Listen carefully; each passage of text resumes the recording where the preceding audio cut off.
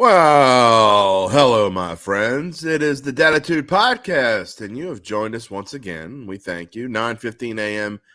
every Friday. Well, it's been every Friday. This is the last Friday of Season 2. We're going to take a little break after this one is over, and Jeff Duncan joins me as he has for the past 5.5 months on Fridays, and it seems like it's gone by so fast, Dunk. It always does, right? Football season is man, you start training camp and then you start the season, JD, and then literally you look up and it's January. It never fails how quickly football season goes. But it's been a lot of fun, man. I know we're both going to take a little break here, but look forward to diving back in closer to the draft maybe. Well, before we get started, we got to talk about the most important. We're going to talk about Saints and Derek Carr and possibilities of Derek Carr. We're going to give our Super Bowl 57 predictions. We're going to get into the ins and outs of what we think might be key factors of the Super Bowl. But we're going to talk about the most important thing of them all, Dunk. For the last 3-4 weeks, we've been talking about a lot about king cakes. We made a little bet a couple weeks ago. You bet me that the 49ers wouldn't beat the Cowboys, and I knew I was on the right side in that one. I'd say 80% of the time we're on the same side. But we're on different sides in that one. We bet a king cake, and we know who won that one. So.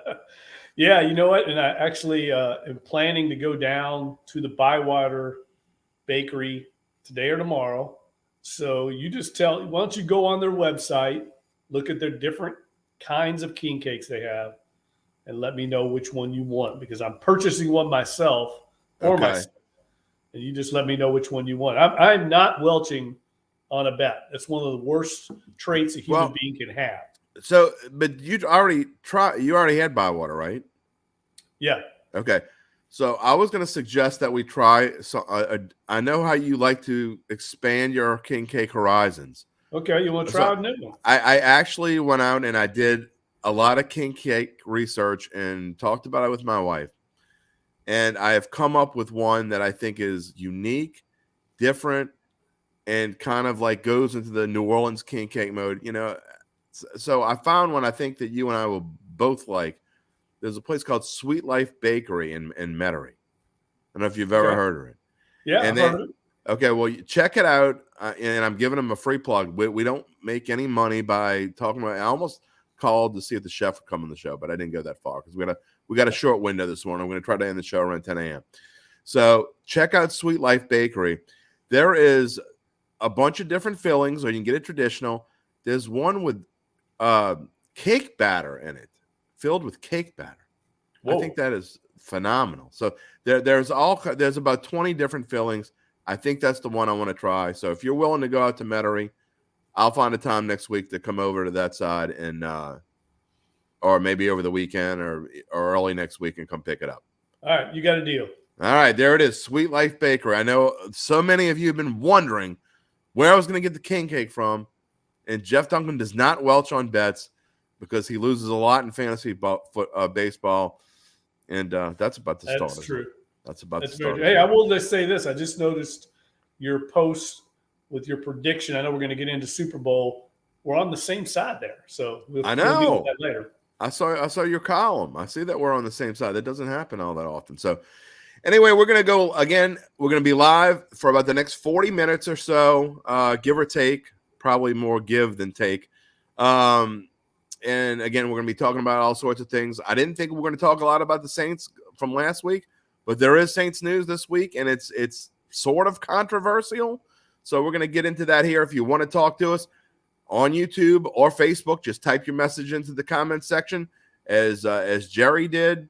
He said he's got a poll on his channel referring to Super Bowl Sunday. Okay, go take Jerry's poll. Whether you're on YouTube or Facebook, if you're on Twitter, you're going to have to or tag me at Jim Derry Jr.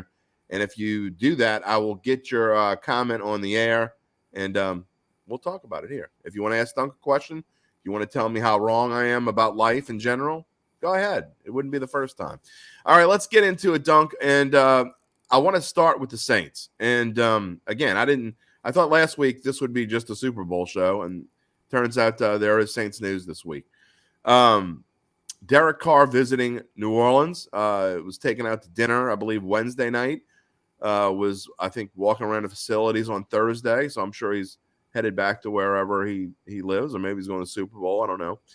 But I find it an interesting situation for multiple reasons. First off, the fact that the Saints, that he would come here shows that he is interested. He wouldn't come here if he wasn't interested in potentially joining. And obviously, there's a history between he and Dennis Allen, because Dennis Allen was the coach when he first got drafted by the Raiders. So just talk about, before we get into whether it might be the right move and what fans think and all this stuff, just tell me what you know about Derek Carr coming in, and if you agree with me, he wouldn't come here if he wasn't interested in coming to New Orleans. Yeah, JD, look, it makes all the sense in the world, right, with the background that Dennis Allen has with Derek Carr. Look, they being the Saints front office, they knew they had to upgrade the quarterback position. And I don't think there's any doubt that Derek Carr is an upgrade over what they had last season. Zero question. Yeah, so whether he's the bona fide long-term answer, I think is a question that remains to be seen.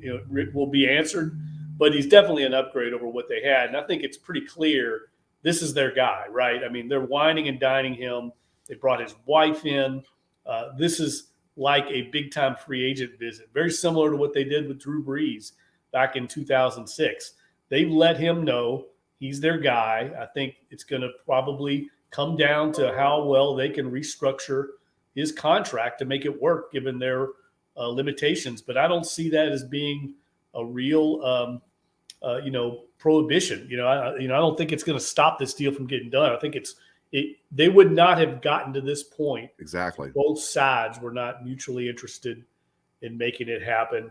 Now, the key is going to be also, what are the Saints willing to give up for Derek Carr? I think that's an important factor here. I mean, the Saints could wait and just let him be released and go to free agency. Wouldn't have to give up anything.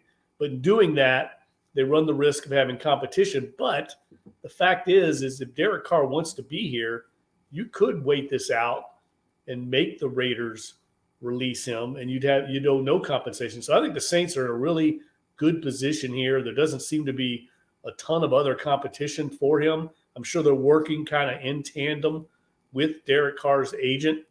So I think all sides are probably in agreement here. If they can work out the financials, Derek Carr is going to end up being a New Orleans Saint. Trav 504, you don't know how right you are. He says, I'm just wrong about life in general. My wife tells me that every single day. So, I mean, you're probably right. Dunk, I think that before I get into my opinion about Derek Carr, I think that the Saints would be much better served to get this done in a trade. I realize you're giving up something. You could wait to free agency. If he really wants to come here, he's going to come here anyway.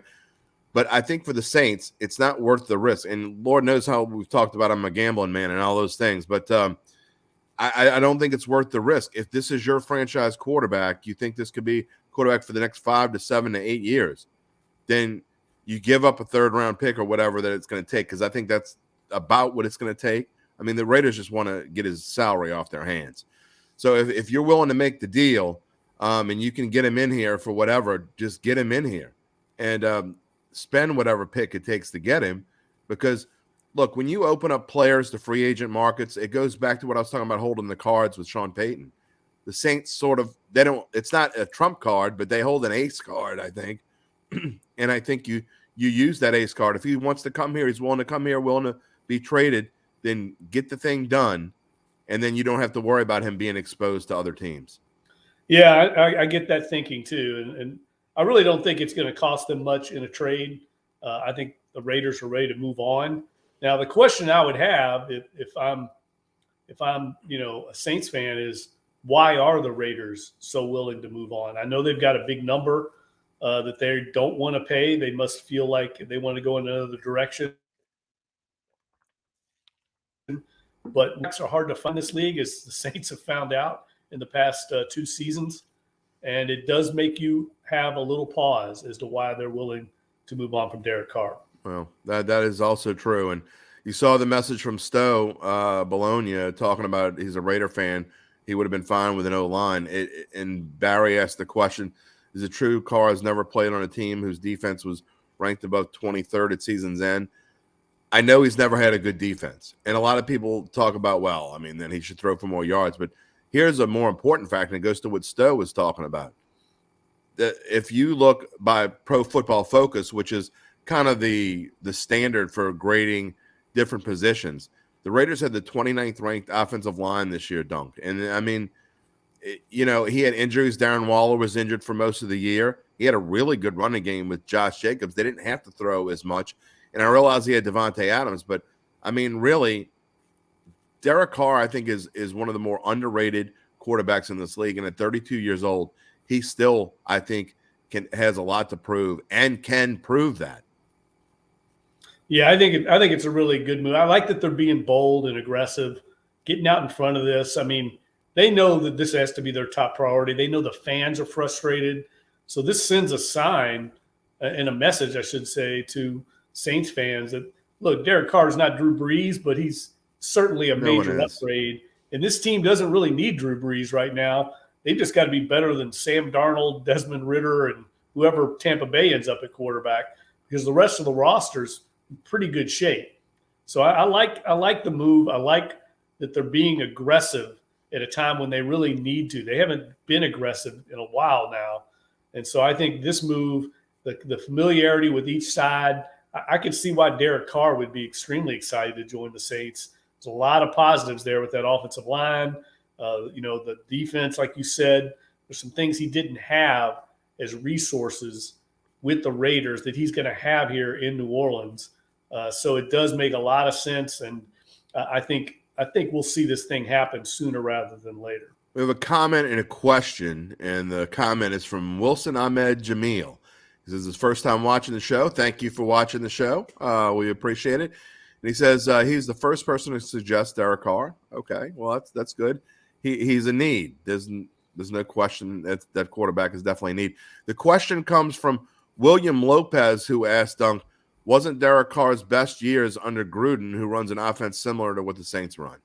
Yes, exactly right. And that's part of the reason why the Saints liked him.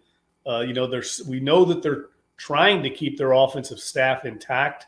Obviously Sean Payton and the Broncos are trying to get in there and get a few players, a few coaches away. But the fact is, Pete Carmichael is going to remain the offensive coordinator and probably the play caller now if Ronald Curry does leave. But this is a very similar system.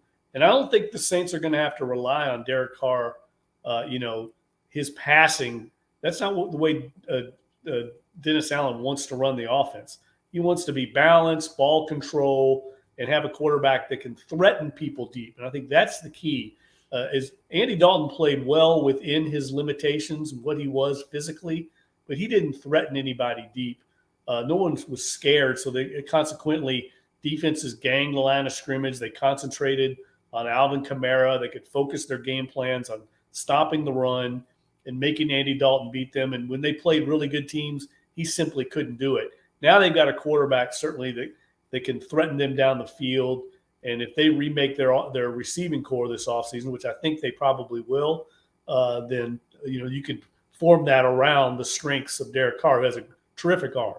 I'm not going to dive super deep into my thoughts here because I'm going to, after this show is over, after the live portion of the show is over, and those of you who listen on the podcast itself after we record this, I give my full thoughts in my monologue.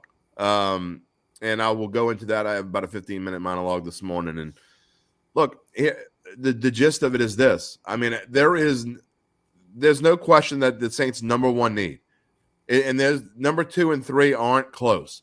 The Saints' number one need is quarterback. I mean, that is if you're not going to revamp the entire team and restructure and go through a whole rebuilding process. And I don't think that's what this team wants to do. And I'm really not suggesting that they do that. So if you want to win in the near future, and like Dunk said, with the other teams in this league, in this division, that probably aren't going to be very good, I mean, this is probably the way to go. And so leading into that, there is no question, and I don't care who you are, how you're grading, what you think is out there, there is no question that Derek Carr is going to be the best option at least available to the New Orleans Saints. Now, Aaron Rodgers may become available, but he's not going to become available to the Saints. So that's out of the question. So of the quarterbacks that are potentially available, and someone that could be on this team for 5, 6, 7 years, Derek Carr at age 32, I think is unquestionably the best answer. And I don't understand some of these people on social media who are just downing. I saw people talking about the Saints' best option is to tank. I mean, if you think that your team should tank, you really ought to go back to feeding the pigeons on Sunday. I mean, don't watch football. No, you don't tank. And the Saints are not a team that would ever do that sort of thing anyway. No, I'll tell you the other thing that I think what you're learning from the way the brain trust is operating is they still see this window for this roster to compete right now. I mean, it's a pretty mature roster. When you look at the top players on this team, especially defensively, Mario Davis, Cam Jordan, Tyrann Mathieu, Marshawn Lattimore. I mean, you've got veteran guys either in their primes or on the back end of their primes. So they're going out and getting a guy that's a proven winner at this level. Tanking would represent a completely different philosophy at the quarterback position. Now, that doesn't, I think, preempt them from drafting a quarterback sometime in this draft as a long-term solution. But this allows them now to not have to worry about the position this year. I think it's sending a message to that locker room that we're all in to try and win right away this year. And I've already seen some comments from some players that are out of the Super Bowl welcoming this move. So I think it's bolstering the enthusiasm after a tough 2022 season. Yeah, I mean, look, I've been down on what this team's done the past, I guess, month or so, or if you want to include the season, the past 3 months. But I think that this would be a fantastic move for this franchise. I think it gives the Saints a chance to be a 10-7 type of team and get in the playoffs. And, football to me is not like baseball. Football is the best team doesn't always win in football. Best team doesn't always win a championship. So the Saints will never win a championship with Derek Carr. I mean, I've seen that. I mean, how do you know that? I mean, really, to me, the Saints are really a really good quarterback, and I think Derek Carr's a really good quarterback. Maybe an offensive lineman and a running back away from being a legitimate contender in this league. And I mean, you could go easily from 7-10 to 10-7 and get yourself in the playoffs and have a chance to win a title. Yeah, look, this is a team that I realize they beat the Eagles with Gardner Minshew at quarterback, but still, that game, I'm they glad were you able brought to go that on up. the road and play arguably one of the 2 or 3 best teams in the league and beat them on their home field. You don't do that unless you've got a talented roster, and they did it with Andy Dalton at quarterback. Now, Derek Carr's an upgrade there. They've got to address the other thing it does, Jim, and this is something the Saints have always done during this time of year. They try and fill as many holes as they can on the roster. So when they get to the draft, they just take the best players on the board. Right. I know that sounds cliche, but it's exactly what they should be doing, and it's what they have done. So if they can continue to fill these holes, and as you said, quarterback was the biggest hole. They had to address that. Now they can go whatever direction they want, assuming they fill some other needs leading up to the draft and free agency.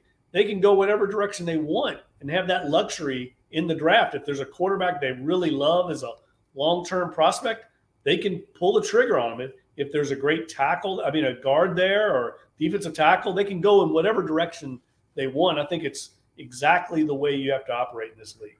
Look, I said, 3-4 weeks ago when the season was over, don't be fooled by the 3-game winning streak. This team is not in a position to, take the next step. Well, that was assuming that things were going to stay status quo.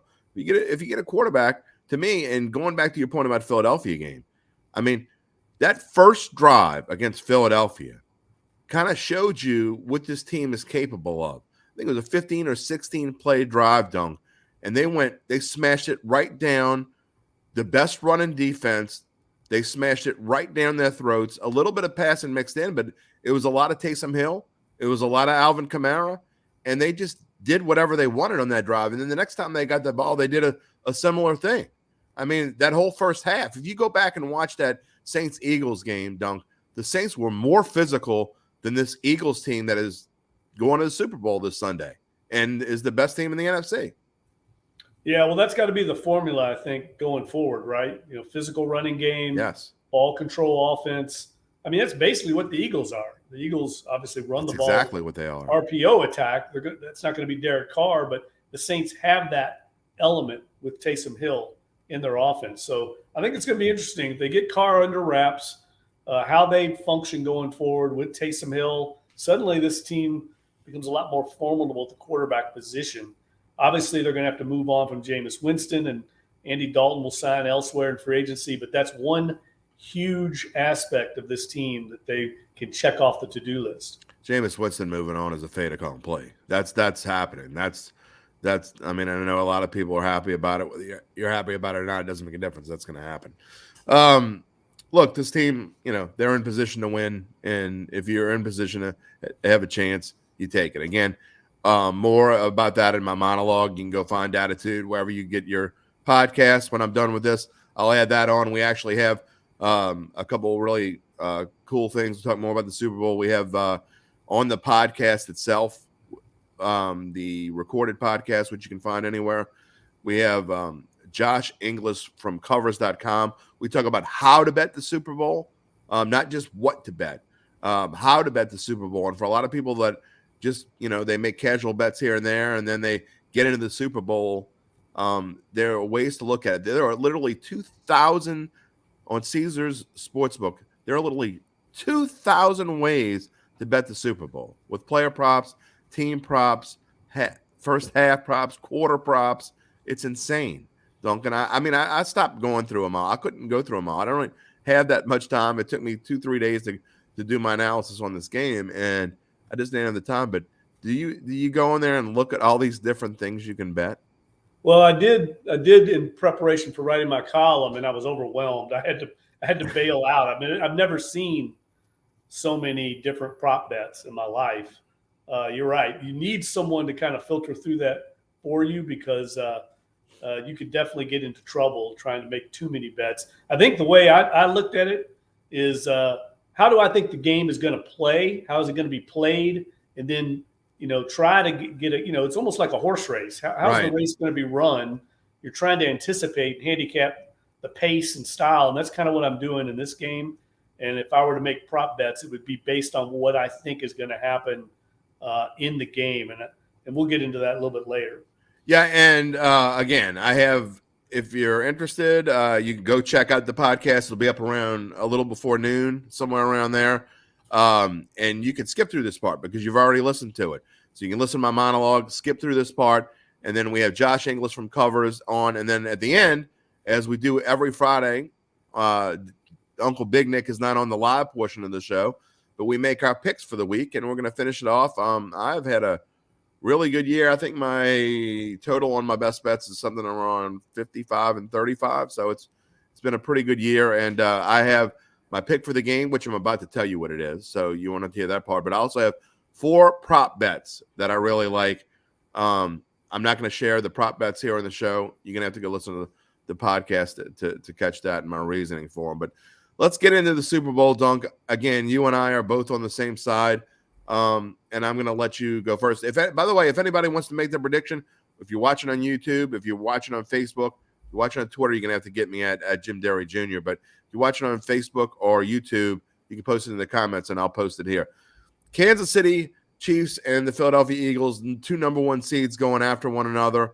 For the most part, the talking heads out there, whether they pick Philadelphia or they pick Kansas City, they think it's going to be a tight game. They think it's going to be this great Super Bowl, which tells me it's not going to be a great Super Bowl. I think it's going to be kind of a boring Super Bowl because I think one team is more dominant than the other.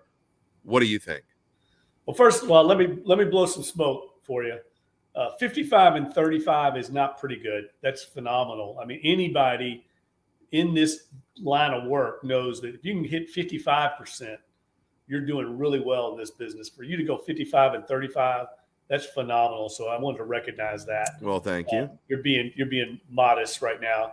Look, I think it comes down to, I compared this game in my column this week to the Super Bowl 50 I covered out in San Francisco between the Broncos and the Panthers. And people might remember that game. Cam Newton had a little bit of a bad day at the office, and Peyton Manning got sent off into the sunset with a Super Bowl in his final game. But that game, I think people forget, the Panthers were heavy favorites in that game. They were 15-1 that year. Newton won the MVP, and they cruised through the NFC playoffs. They never trailed. They killed both teams they played, Seattle and Arizona, in Charlotte. And then they got in the Super Bowl, and immediately things went against them. I think they fumbled a ball near the goal line early on. Next thing you know, they're down 10-0 before they even batted an eye. And as heavy favorites against that good Denver defense, it was just a bad combination. And I think the exact same thing is going to happen to Philadelphia this week. They've not trailed, Jim, since that Saints game that we mentioned in Week 17. They went wire to wire on the Giants in their regular season finale. They've gone wire to wire in both these games in the playoffs. They really haven't had much adversity. Everything's gone their way. They got the big call on Devontae Smith that we now know was not a catch that helped them early against the Niners. I mean, everything's kind of gone their way.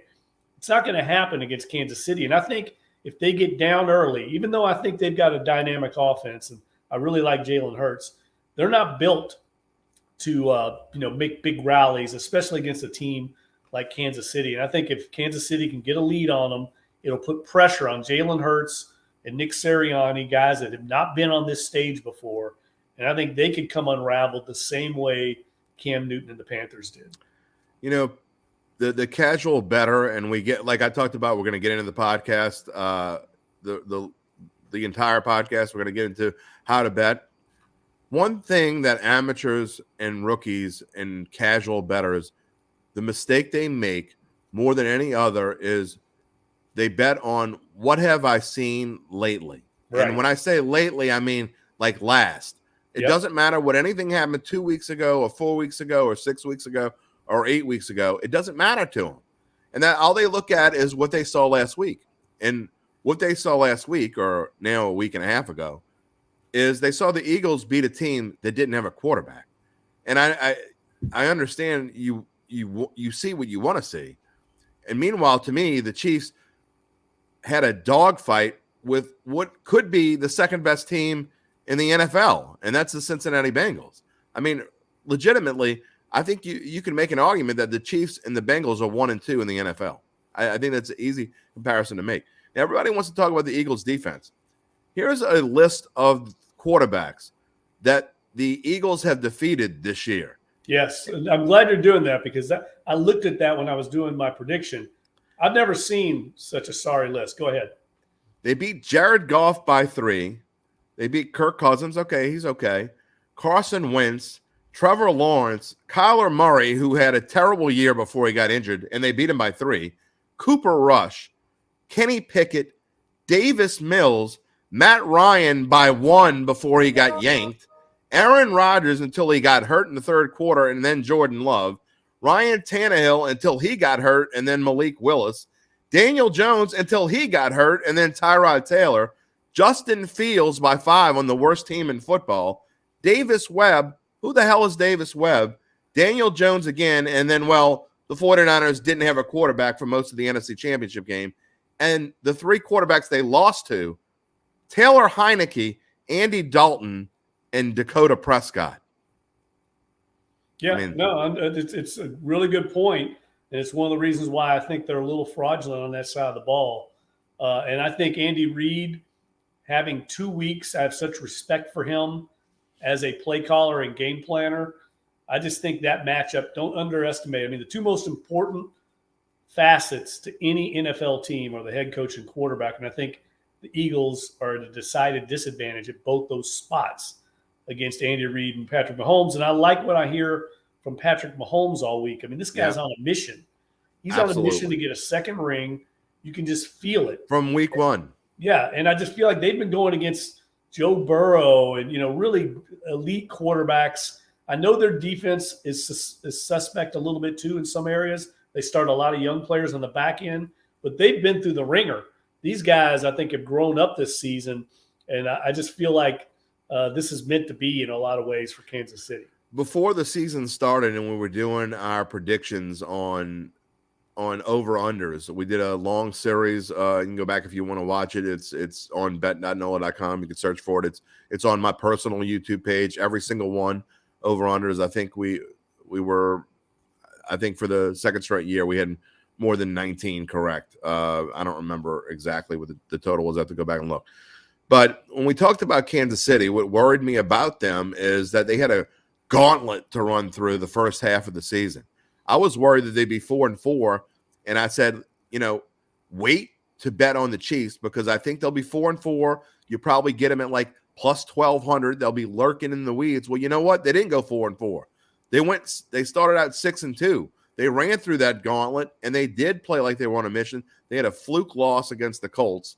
But other than that, and they got beat by 3 by the Buffalo Bills, who at the time were the number 1 rated team in the NFL. They beat Joe Burrow later on. They beat Tom Brady. They beat Justin Herbert twice. They beat Derek Carr twice. I mean, this is a team that is battle tested, as you talk about. And we had this argument yesterday in Bayou Bets. Well, it's not the Eagles' fault that they played that schedule. No, it's not the Eagles' fault. But at the same time, you can't take too much from what they've done. Their 14-3 regular season record is not the same as the Kansas City Chiefs' 14-3 record. And to me, that makes a whole world of difference. Yeah, I mean, I watched them in that game, that big high-profile game against the Cowboys late in the year when Dak Prescott was on the field, not Cooper Rush. And, man, they gave up a lot of big plays. They got after Prescott a few times. They have a good pass rush. But when he had time, there were guys open downfield. Yeah. I mean, I know James Bradbury's had a decent year, but he's been covered up a lot by some of that zone. That's a guy that I saw over the years the Saints target in coverage. And I just feel like that Patrick Mahomes is going to be able to buy time with his legs. I know he's got the ankle injury, but it sounds like it's coming along. And I just think he's something they've not faced all year long. His ability to make plays, put pressure on that back end that I think's much more susceptible or vulnerable, I should say, than what they've shown all year because they haven't faced great quarterback play. I think he's going to make some big plays downfield. Yeah, I agree with you. And like you said, I think he's on a mission. I think we've seen that since week 1. Barry we just posted a comment from Barry that he likes the fact that Andy Reid has 2 weeks to prepare. Here's a stat that I heard from people that I respect and trust. I have not looked this up myself, so this is not official. This is something that I heard. After a bye week, Andy Reid in his coaching career, straight up, is 28-4. Yep. That is beyond phenomenal. I don't care who you're playing. This is the NFL. You go 28-4. This isn't college where you're Alabama and you're Nick Saban and you have a bye week and then you might play Vanderbilt. This is the NFL where I don't care who you play. You go 28-4 after a bye week, and this could be Super Bowl. This could be during the regular season. And this could be you had a bye week and then you go into the divisional round, whatever. 28-4 is amazing. And Andy Reid versus Nick Sirianni, I'm sorry, but look, I'm not a fan of the way Nick Sirianni coaches anyway. I'm not a fan of these new coaches and their analytics and all that sort of thing. Anyone that's listened to me knows that, okay? But that's not why I don't like Nick Sirianni in this game. I think that at some point, he's going to face a pressure situation, and he's going to do something that's silly, and Andy Reid's going to pounce on it like it's a Christmas present. Yeah, that record, by the way, was so impressive that Sean Payton spent time with Andy Reid at one of the NFL owners meetings, picking his brain about what his process was, what his routine was after a bye week. He talked a lot about that, how impressive it was, and that it wasn't coincidental or by happenstance that he had that record. So I agree with you. I think it's a decided advantage for the Chiefs in this game. They've been on this stage before. Look, Andy Reid's 1-2 now, 1-2 in Super Bowls. Yes. Lost one with Philadelphia. So, he's going to want to win this game. There was actually some rumors. I mentioned this in my column. People, I don't think widely have heard this, hadn't gotten out, but some of my sources in the league, there's been murmurs and whispers that Andy Reid might retire after this season. That was actually one of the mystery teams, I think, that might have been involved with Sean Payton if Andy Reid did step down. Now, I think they'll end up promoting from within if that happens.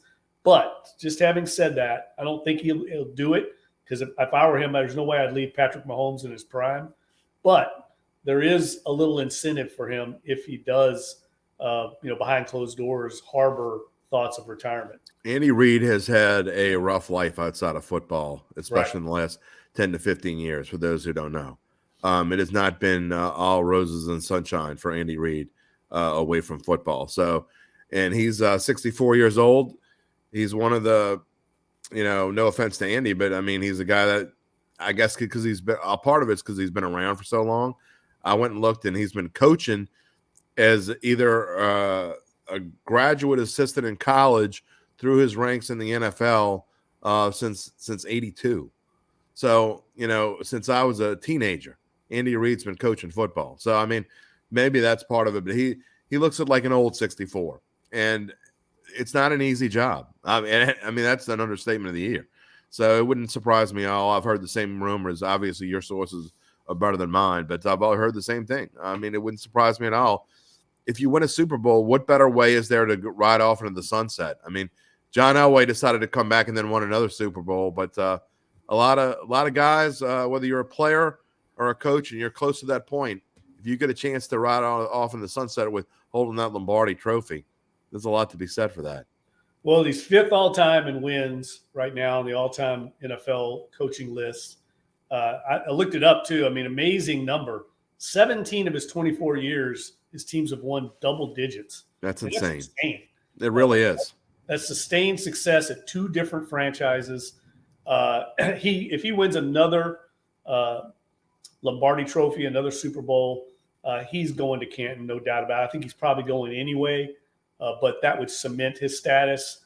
And as I wrote in my column for this weekend, Patrick Mahomes as well has a chance to win a second Super Bowl. Only 12 quarterbacks have ever done it. Only 13 head coaches have ever won multiple Super Bowls. So both these guys, their legacies have a chance to be enhanced. They're already really an elite company, but it takes them to a whole nother level when you get that second Super Bowl. Well, I'll give you a stat that I write a big trends column for all the playoff weekends. I do it for the Saints every week, and during the playoffs, I just write trends columns on each of the games. And I have a big one this week with all kinds of fun facts and stats, and some of them aren't important.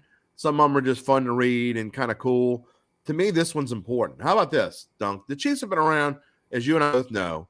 They started in the AFL. They've been around since 1960. Started off as the Dallas Texans.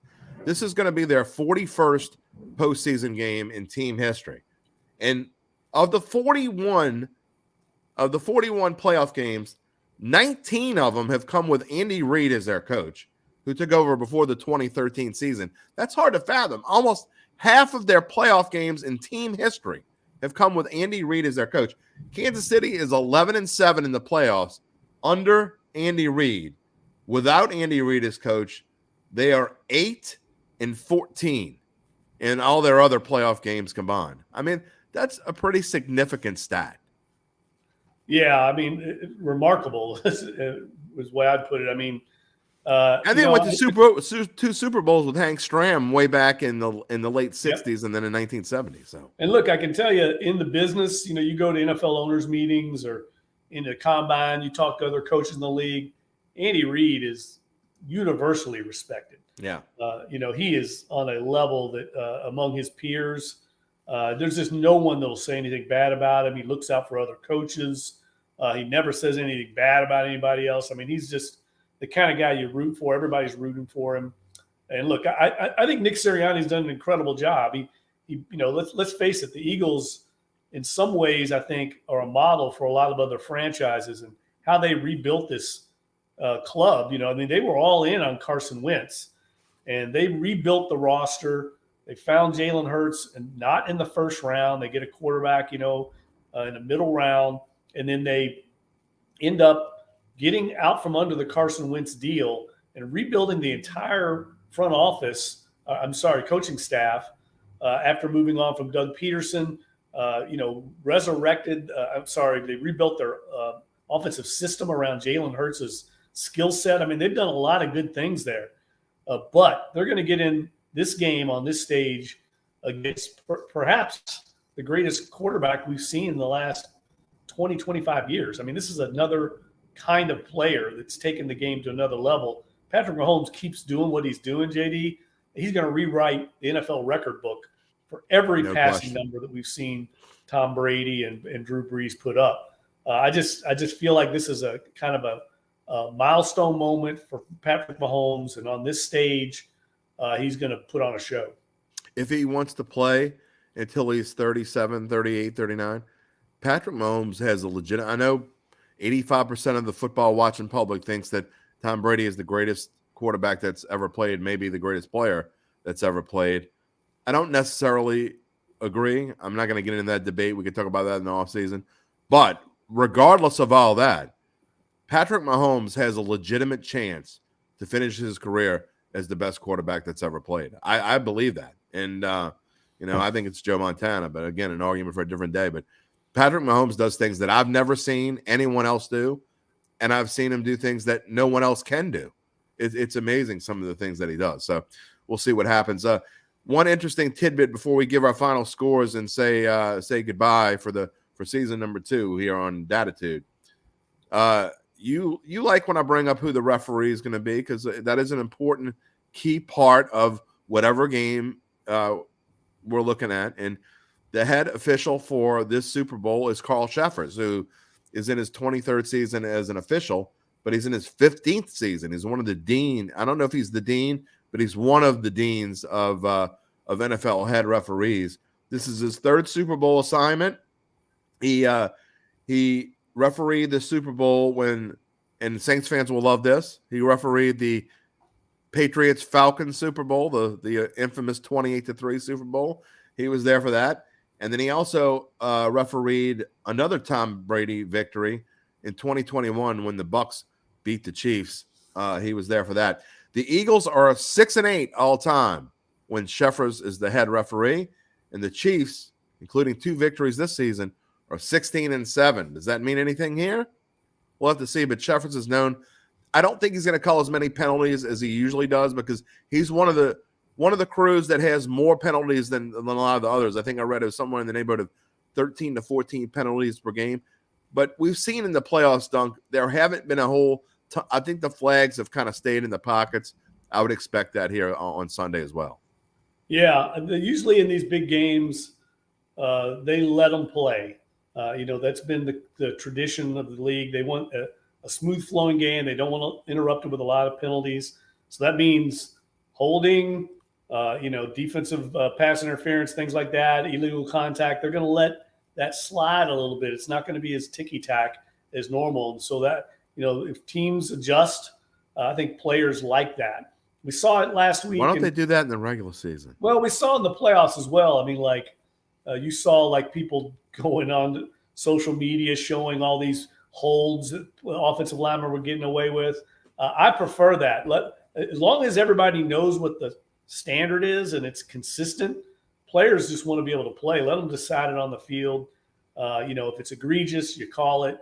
But otherwise, let them play. And I think that'll be the way this game's officiated on Sunday. I will also say this. I think 8 times out of 10, you cannot take a still photo and say, see, this was holding or whatever. Right.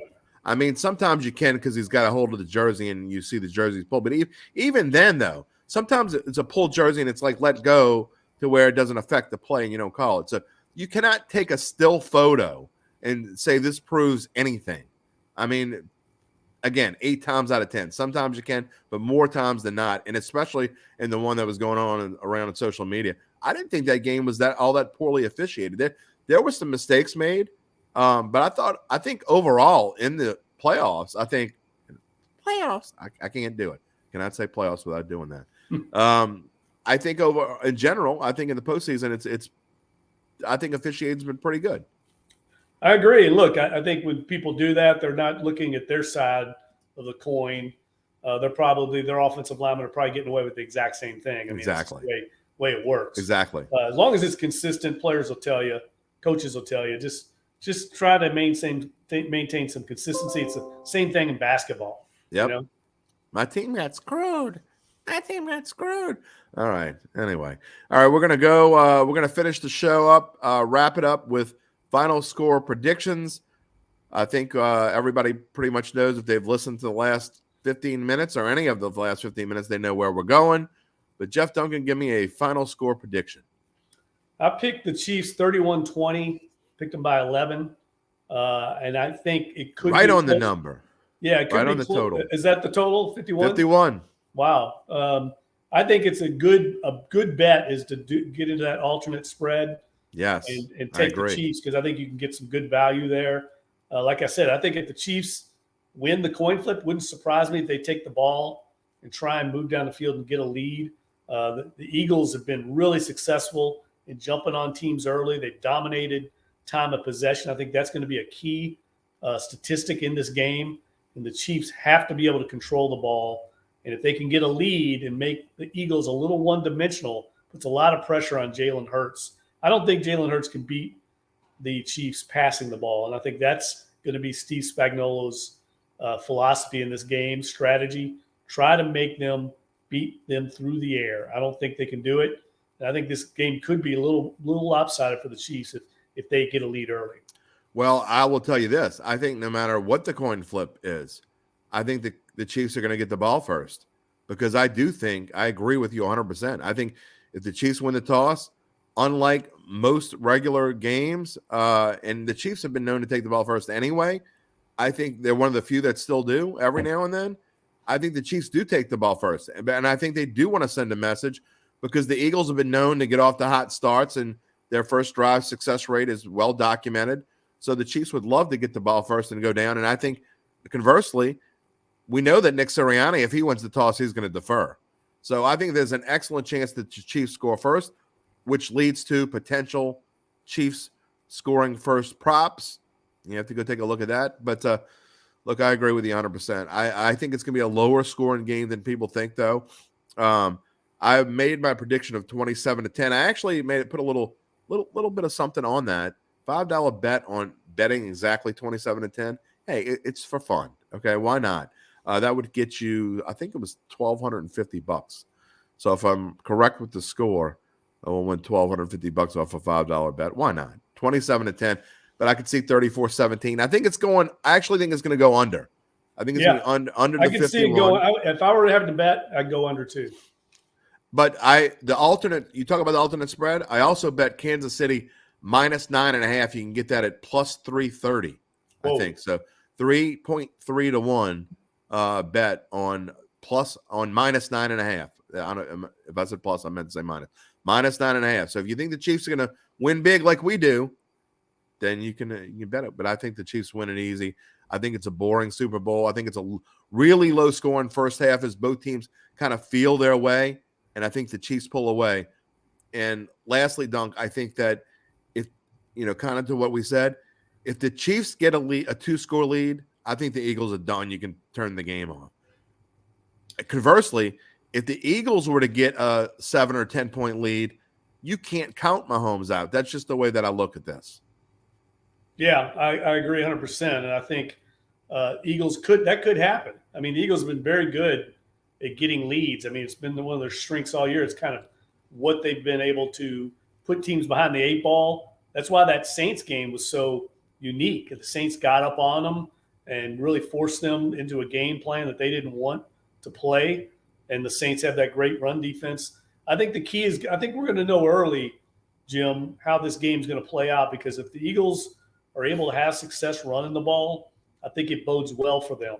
Now, if they're not running the ball with success, if the Chiefs are able to kind of stop that RPO game, then I think it plays right into the Chiefs' hands. I agree. And as we go off today, Dunk, I just want to thank you. 5.5 months of Fridays. We went into this thing. I don't think either one of us knew what to expect. The response and the viewership numbers and then listeners to the podcast in general on Friday. To me, it's amazing how many people actually just go and listen to the podcast on Fridays after we're done, because I think they've all watched the show already. Well, we got another big batch that listened to it on Friday. So it's been fun. I know we will do some live shows throughout the course of the off season. I'd like to do one maybe before the draft, and then a couple others here and there maybe. But for the most part, I know you're going to be working on your book, and we will talk to you again here on Dattitude live on a regular basis come the end of August. But thank you for the last 5.5 months of helping this show out, and it makes a big difference. And you'd be surprised at how many people have told me, I love your show, but I make sure that I listen when Jeff Duncan's on. Thanks, JD. Come on, man. That's nice. I appreciate it. But look, let's let the readers and viewers know this. I mean, if it warrants, in other words, if news warrants, if the Saints make a big splash in free agency, obviously before the draft, we'll do some pop-up Dattitudes. I mean, we'll respond to the news as it goes. Just to let everybody know, full disclosure, I'm working on this Gleason book project, and we were under the impression with our contract that the book was going to come out in 2024. That was the plan all along. The manuscript was due August 1. Well, the good news is that the publisher's excited about the book. The bad news is they want to move the deadline up to this November. They want the book to come out for this coming holiday season. And in doing that, to make that deadline, they've got to move up the manuscript delivery to May 1. So Steve and I are under immense pressure to get the book done much sooner than we expected. So that's really going to require almost all my time between now and May. So that's the reason we're going to take a little break. But if something comes up, we'll definitely do a Dattitude, because we certainly want to keep everybody informed and also entertained with our thoughts on what's going on with the Saints. Well, and just to be clear to the viewers out there, I am going to still do a live Friday Dattitude. I am going to have different guests on. I am going to take a few weeks off of Dattitude, so it'll be, I think I come back. There's a show. My podcast will run. We're going to have on Monday. My podcast is going to have Mike Triplett on, and we're going to talk about some Saints stuff and some Super Bowl stuff. But I'm going to take a mini hiatus, and then I believe I come back the first Friday in March. I don't know if that's the 5th or something along the lines of that, and I'll still be on bet.NOLA.com. But we are going to have a live Dattitude. Duncan is going to take a little bit longer break than me as he works on his book. But I want to thank everyone out there. Like I said, Duncan, it's been a lot of fun. I can't wait to come meet you and grab that sweet life bakery king cake. Yeah, I'll be taking care of that this weekend, big dog. And that'll be the last bet you win for me for a while, I can tell you that. Well, it's hard because we're on the same side most of the time. I'm coming after you in fantasy baseball this year. Yeah. You had your chance last year. I was terrible. I had a rare, really bad season. I'm going to get that back together. So we'll see how that goes, Dunk. All right. Well, it's been a while for me to host the trophy. I need to get serious about that again. Yeah, my arm was starting to hurt from holding the trophy so long. So I guess I was due for a bad season. It's all right. Your Giants probably better than my Cubs. We'll see what happens there. Yeah, I don't even want to talk baseball right now. All right, one last thing for our listeners. I am riding in the crew of Endymion. If you go listen to the podcast, at the end of the podcast, again, wherever you find your podcast, Apple, Spotify, Google Play, Stitcher, wherever, I will tell you what float I'm on. I'm not going to do it here in the live portion, but I will do it on my podcast at the end. I'll tell you what float I'm on. You can come catch me in the crew of Endymion, which is a week from Saturday, a week from tomorrow. Obviously, if you're from New Orleans, or even if you're not from New Orleans, you probably know about the crew of Endymion. So it is going to be a fun ride for sure, and a fun Mardi Gras. Again, thank you for everything for season 2 of Dattitude. We have one more podcast left. Again, it's on Monday. Catch it wherever you catch your podcast. Thanks to Jeff Duncan, and thanks to you, all the viewers out there, for watching throughout season 2 and making this show the success that it is. And we will see you, in about 3 weeks or so for the next live portion of the show. Thanks, everybody. Peace and love. Enjoy the Super Bowl, and happy Mardi Gras.